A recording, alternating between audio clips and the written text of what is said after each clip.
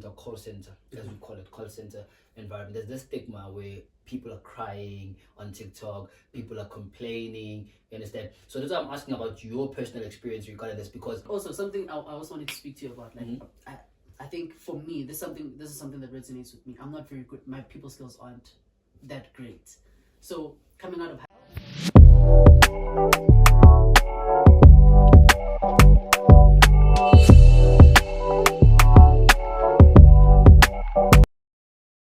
what's up, hustlers? We're back again with another episode of Real Work Life Conversations with LNL. I'm your host, Lesego Marumo, going with my co-host once again. What's up, guys? This is the Tlogololo Moses here again, and we're back with another episode, another exciting episode.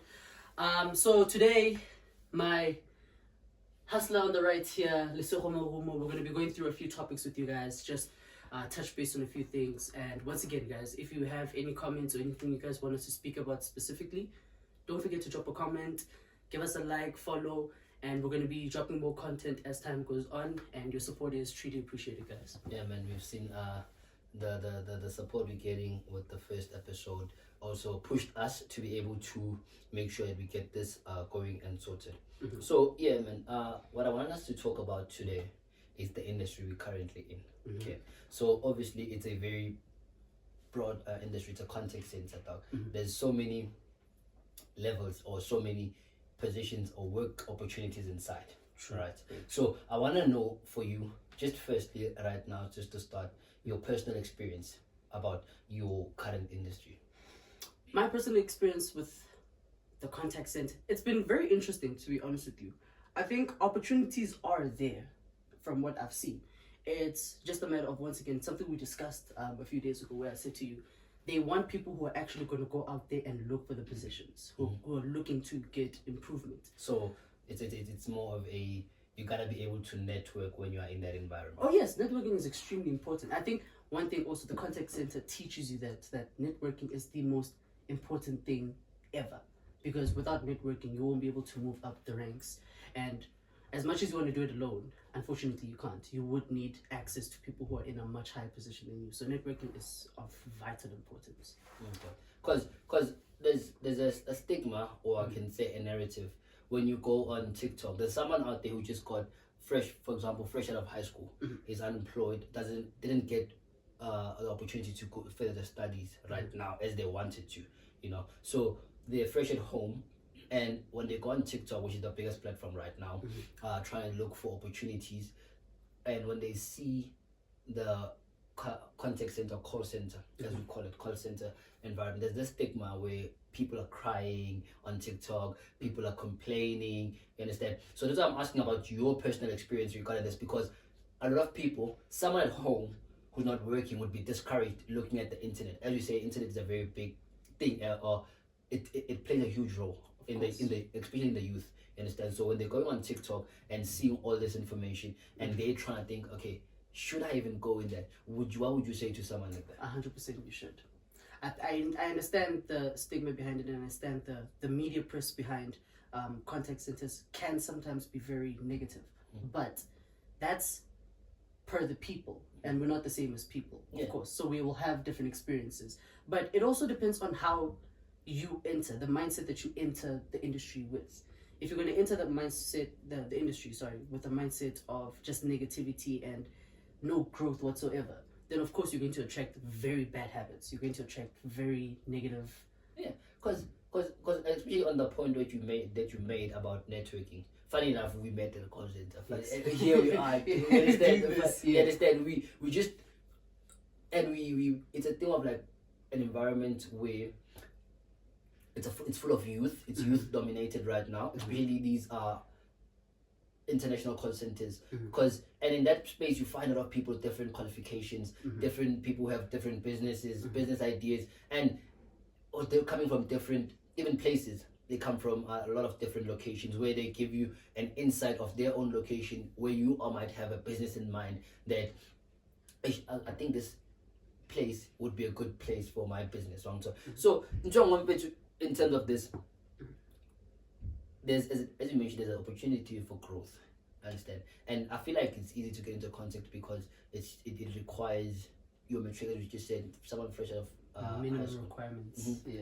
What would you say? I think it doesn't require a lot because number one, as long as you can pronounce certain things, fine, you're in already.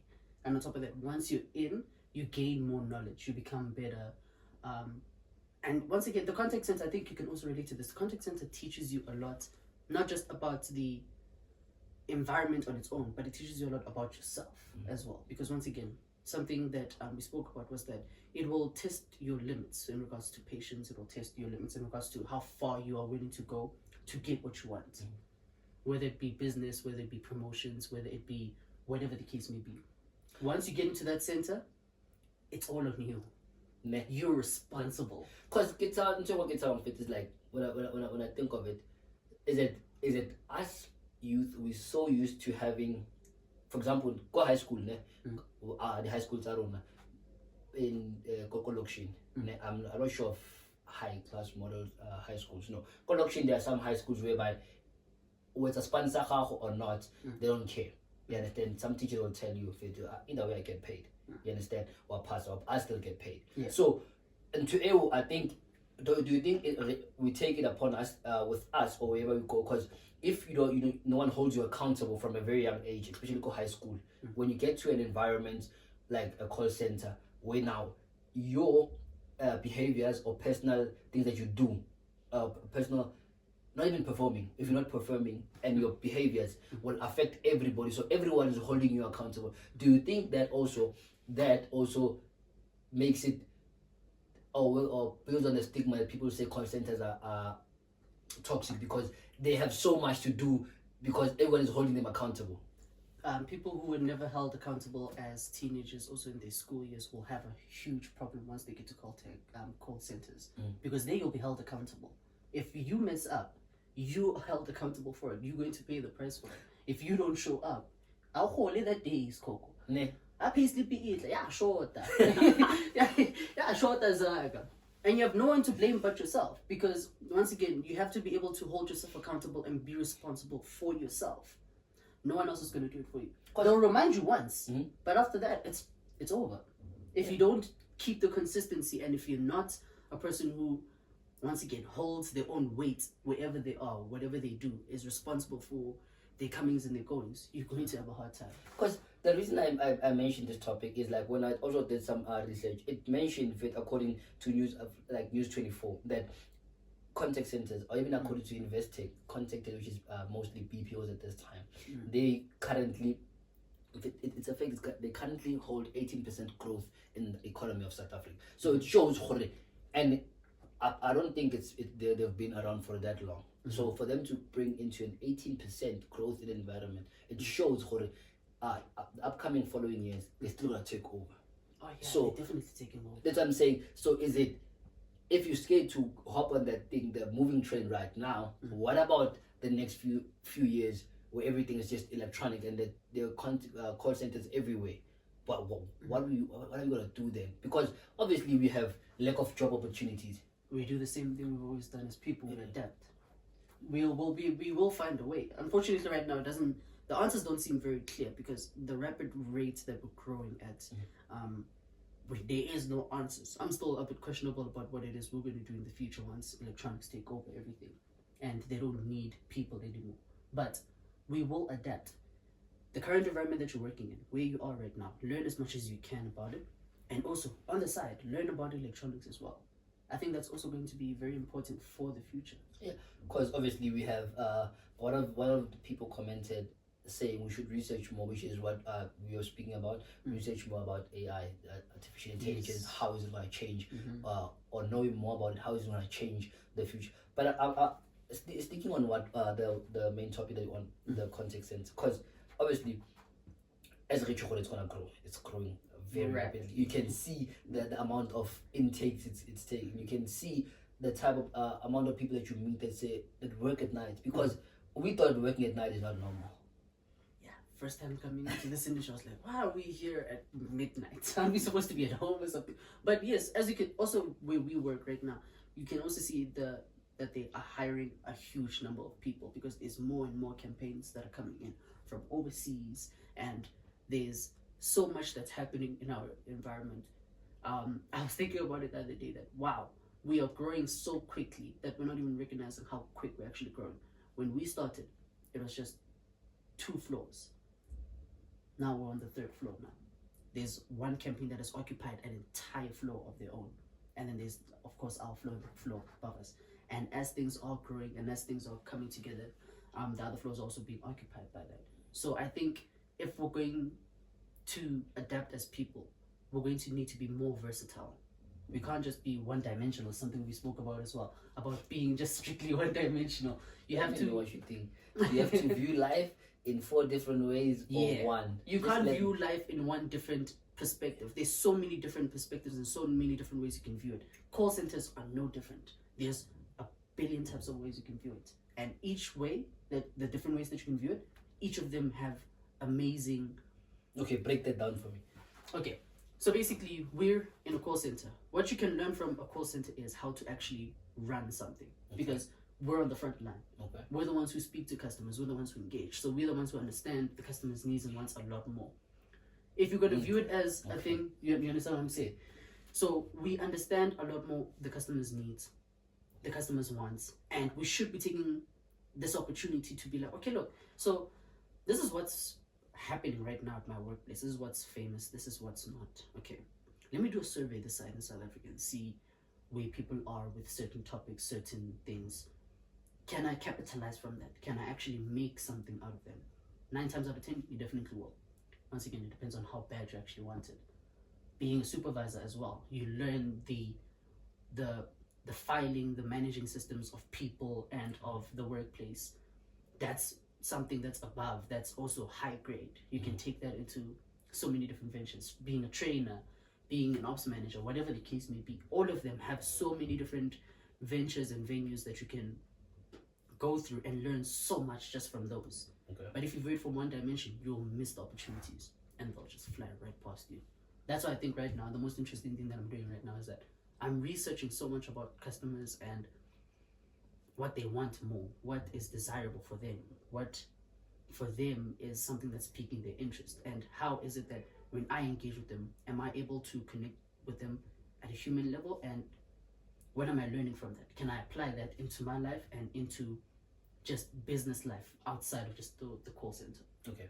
So in terms of that, obviously, as we mentioned, that there's a huge stigma in terms of it follows on the working hours, and so because as you say, for example, if we were to take securities work long hours. Nurses work 6 shifts. You understand? Yes, they do. So why do you think that there's a stigma of call centers have long operating hours or long working hours, while we already have people like security guards, nurses who work for the Department of Health, for the government, but are still able to push through those hours? For us, it's different because we work in different time zones. As much as we are South African based, we normally deal with people from overseas. Their time is a lot different. Yeah. So the stigma behind it is, yes, we work these long hours, but those long hours are broken down by the workload, your breaks and stuff like that. I'm not sure if I'm making sense so far, but you have these huge long hours that are extremely taxing on the body and the mind, but you get used to it after some while. But also it shows you that if you do enough work as well, just outside of the call center, if you do enough work, you are able to cover so much and learn so much. In those 10 hours, we can literally make or break the company. Okay. If you think about it. But another thing I like is that I don't have to wake up in the morning because I work with US, so I don't have, it's cold in the morning, so I don't have to. I like this that. thing of waking up in the morning. Hey man, we used to cry about when we used to go to school, dog. Waking up in the morning. When I'm in school no more. and okay, so that's what I want to talk about mainly today. You understand? So what did you want to talk about mainly today? I think also I think I want to clear the air in regards once again to the opportunities you have to take in call centers. The times, yes, they might be a little bit shaky because they're long hours. But I think if you really, it's once again a matter of perspective, a matter of how you view it. One thing that I wanted to ask you about do you think that call centers, like just outside of the promotions and the internal business of the call center, do you think that the growth is there in regards to personal growth? Like do you think you can learn something from those long hours and working in a contact center? So as one thing you mentioned, to answer you on that, one thing you mentioned was how you go into a call center. Because obviously, if I come in and just be like it's a bad space, everything bad follows you. True. Even in life generally, that's what I think, because True. there's a law of attraction. What you constantly think about is what happens to you. You understand? So for me personally, go call center like I've grown. Because I had like very bad time management skills. Terrible. Bad. You understand?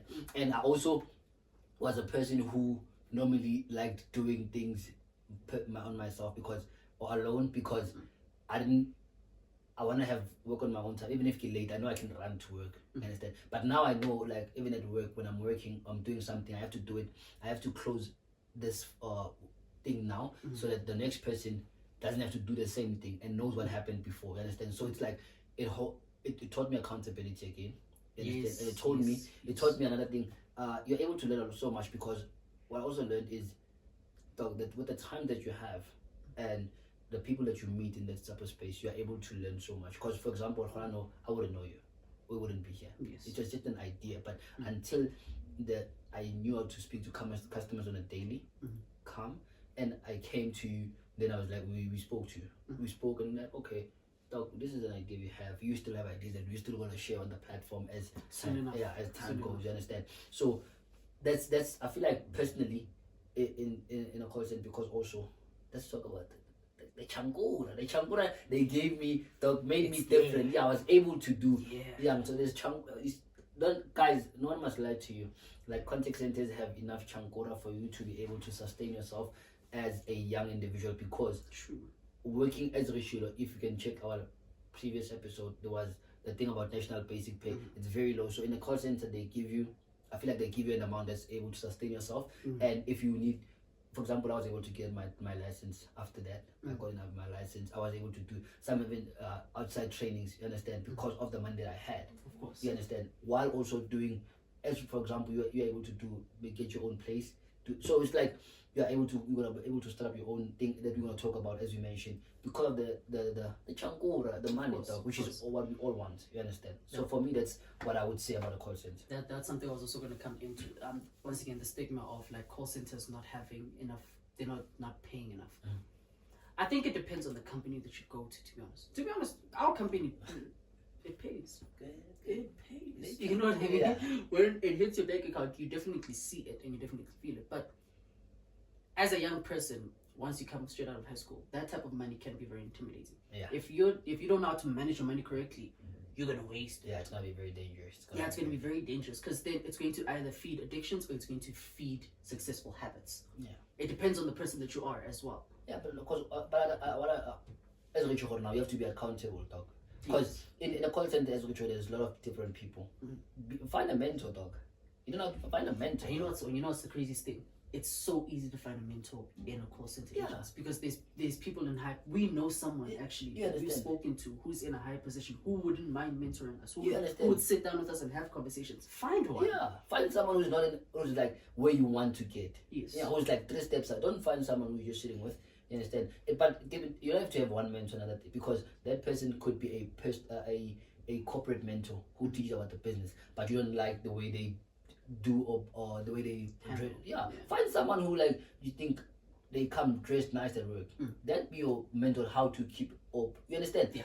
There's someone who's a mentor of the way they interact with people. You can also find that type of person in the same space. So you don't have to have one mentor, dog. If you want, like, when I was learning your money, ask people. The most important thing, and I think also something we must highlight, is call centers are so important for networking. We just spoke about this. Look, once you get into a call center, the first thing you need to do is network.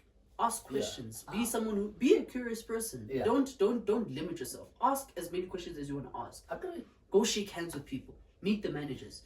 Meet the person who's above the manager. Speak to them.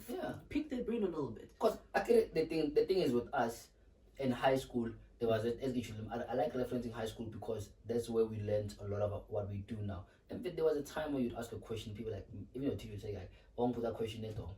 When you start growing in those industries, in life I feel like there's never a dumb question. There is never There's such, never there's no a time. such thing as a Yeah, dumb there's question.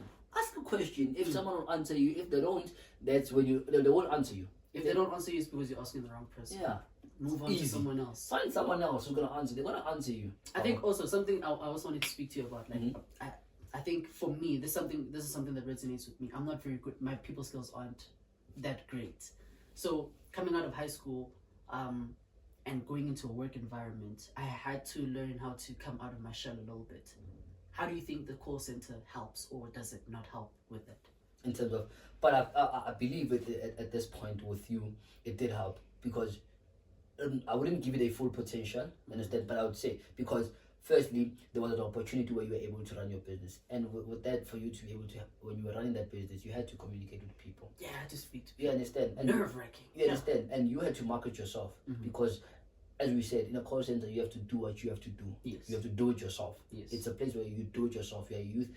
You might be young, but you're in an environment where you have to start growing. Yes. You understand? It forces you to grow. So you were able to do that.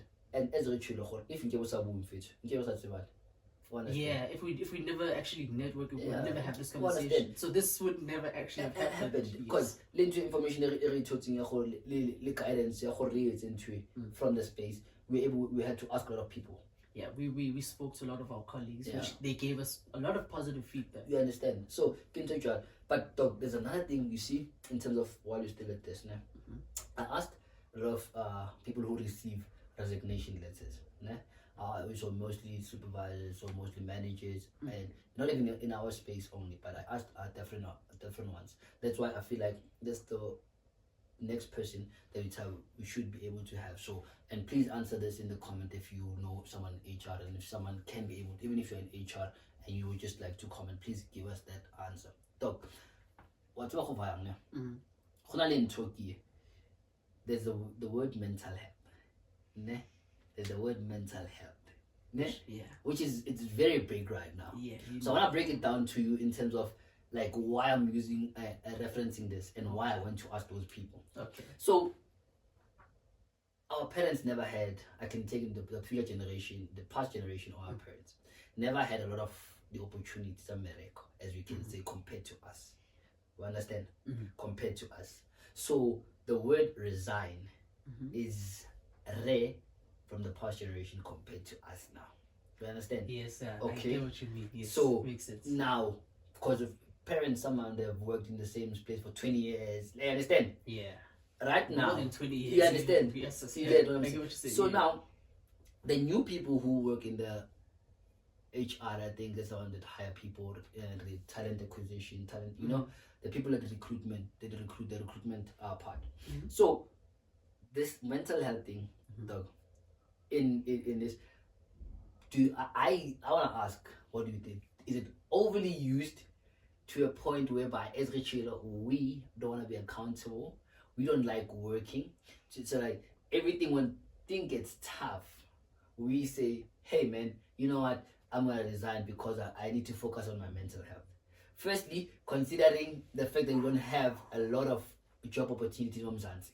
I'm sorry. Very true. Secondly, as we're talking about the HR, answer the game, like, do you think also us not having opportunity is because of that? Because with that, it shows less employee loyalty.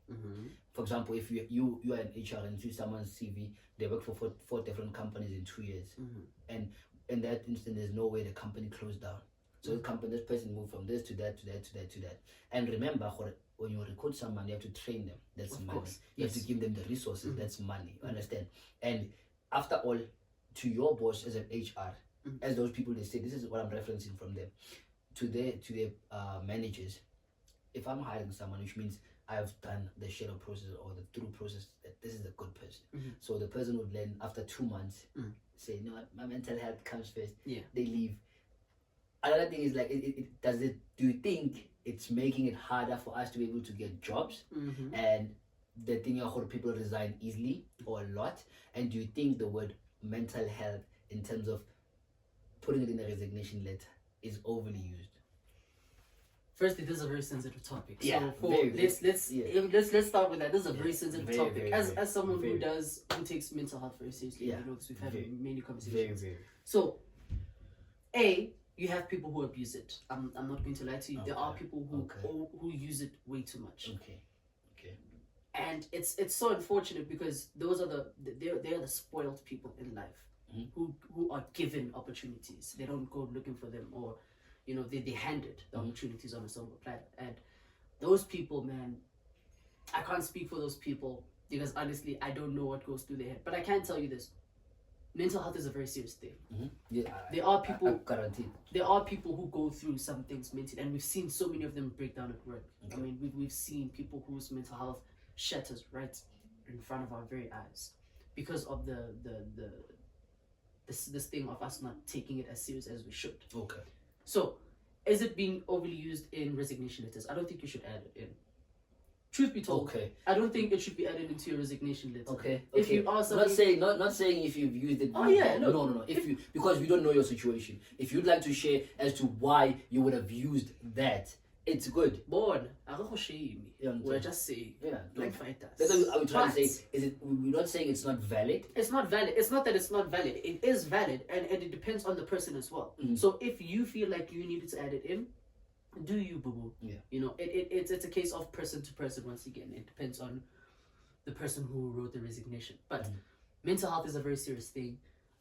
People overuse it, but then some people use it correctly, because sometimes especially people who suffer greatly from like your anxiety, your depression, your disorders, and people who are also on the autism spectrum, those people, that's a valid one for them, because I don't want you to just give me that brief thing and validate is it true, because normally you do talk a lot about like these things, that those deep things. So because I don't want us even fighting against anyone. So we need. I feel like we want someone, as Richard, we need someone in HR to explain and break this down for us as to when they read those letters, including mental health or getting those reasons, what is the common reason that they say it's affecting my mental health? How is it affecting? You understand? So I feel like someone who's simple to answer that. How? Go ahead. How does it affect your mental health? Don't forget that when you're in an environment where you deal with people, you deal with different types of moods,